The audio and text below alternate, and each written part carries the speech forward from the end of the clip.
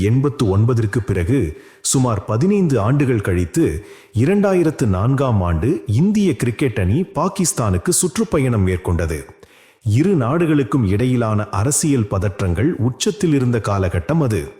எனவே இது வெறும் கிரிக்கெட் தொடராக மட்டுமில்லாமல் இரு நாடுகளின் கௌரவ பிரச்சனையாகவே பார்க்கப்பட்டது. காகித அளவீடுகளின்படி இந்திய அணியை விட பாகிஸ்தான் அணியே அப்போது மிகவும் பலம் வாய்ந்ததாக இருந்தது. ராவல்பிண்டி எக்ஸ்பிரஸ் என்று அழைக்கப்பட்ட அதிவேக பந்து வீச்சாளர் சோயிப் அக்தர், ஸ்விங் மாஸ்டர் முகமது சமி, அப்துல் ரசாக் மற்றும் சுழற்பந்து வீச்சு ஜாம்பவான் சக்லைன் முஷ்டாக் என உலகின் அபாயகரமான பந்து வீச்சு படையை பாகிஸ்தான் வைத்திருந்தது. மறுபுறம் இந்திய அணியின் எதிர்பார்ப்பு முழுவதும் சச்சின், டிராவிட் மற்றும் லக்ஷ்மணன் மீது மட்டுமே இருந்தது. முதல் டெஸ்ட் போட்டி முல்தான் மைதானத்தில் தொடங்கியது. இந்திய அணியின் கேப்டன் சௌரவ் கங்குலிக்கு காயம் ஏற்பட்டதால் ராகுல் டிராவிட் தற்காலிக கேப்டனாக பொறுப்பேற்றார்.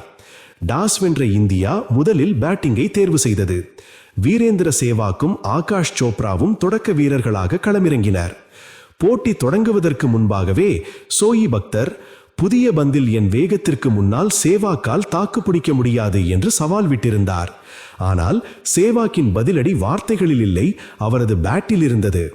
அக்தரின் அதிவேக பந்துகளை தனது ட்ரேட்மார்க் அப்பர் கட் மற்றும் கட் ஷாட்டுகள் மூலம் பவுண்டரிகளுக்கு விரட்டினார்.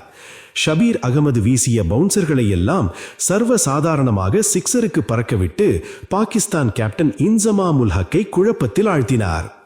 தொடர்ந்து அதிரடியாக விளையாடிய சேவாக் 99 ரன்களில் நின்றபோது மீண்டும் பந்து வீச வந்த அக்தர் அவரை சீண்டும் விதமாக, நீ சதம் அடிப்பதற்குள் உனது தாடையை உடைப்பேன் என்று மிரட்டினார்.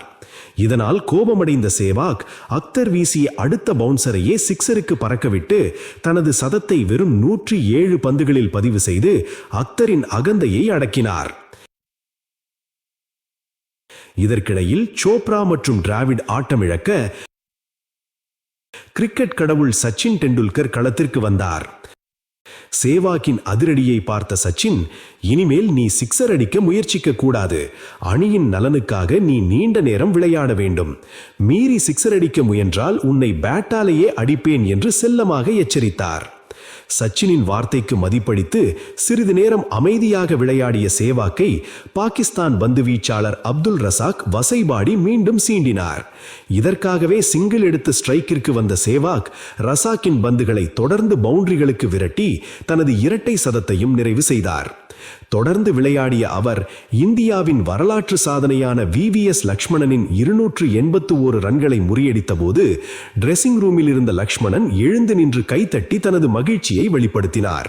சேவாக் 295 ரன்களில் இருந்தபோது சச்சினிடம் சென்று, சக்லைன் முஷ்டாக் பந்து வீச வந்தால் நான் கட்டாயம் சிக்ஸர் அடிப்பேன் என்று கூறினார். சச்சினும் புன்னகையுடன் சம்மதிக்க முஷ்டாக் வீசிய பந்தை மிட்விக்கெட்டுக்கு மேலாக சிக்ஸருக்கு பறக்கவிட்டு டெஸ்ட் கிரிக்கெட்டில் முச்சதம் அல்லது 300 அடித்த முதல் இந்திய வீரர் என்ற வரலாற்று சாதனையை சேவாக் படைத்தார். அந்த இன்னிங்ஸில் அவர் 309 ரன்கள் குவித்து ஆட்டமிழந்தார்.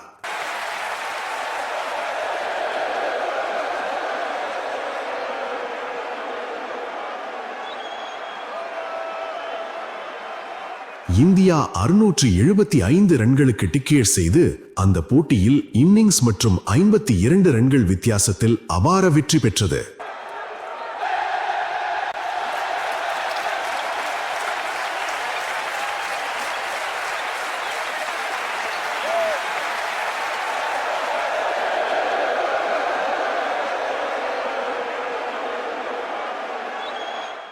இந்த வரலாற்று சிறப்புமிக்க இன்னிங்ஸ் மூலமாக முல்தானின் சுல்தான் என்ற பட்டத்தை சேவாக் பெற்றார். ஒரு டெஸ்ட் போட்டியின் தொடக்க வீரர் என்பவர் பந்தை தடுத்து விளையாடுபவர் என்ற இலக்கணத்தை உடைத்து முதல் பந்திலிருந்தே பந்து வீச்சாளர்களை ஆதிக்கம் செலுத்தும் புதிய அதிரடி கலையை உலகிற்கு அறிமுகப்படுத்தியவர் சேவாக் தான் என்பதை இந்த வீடியோ மிகவும் அழகாக விவரிக்கிறது. இதே மாதிரி பல சுவாரஸ்யமான கிரிக்கெட்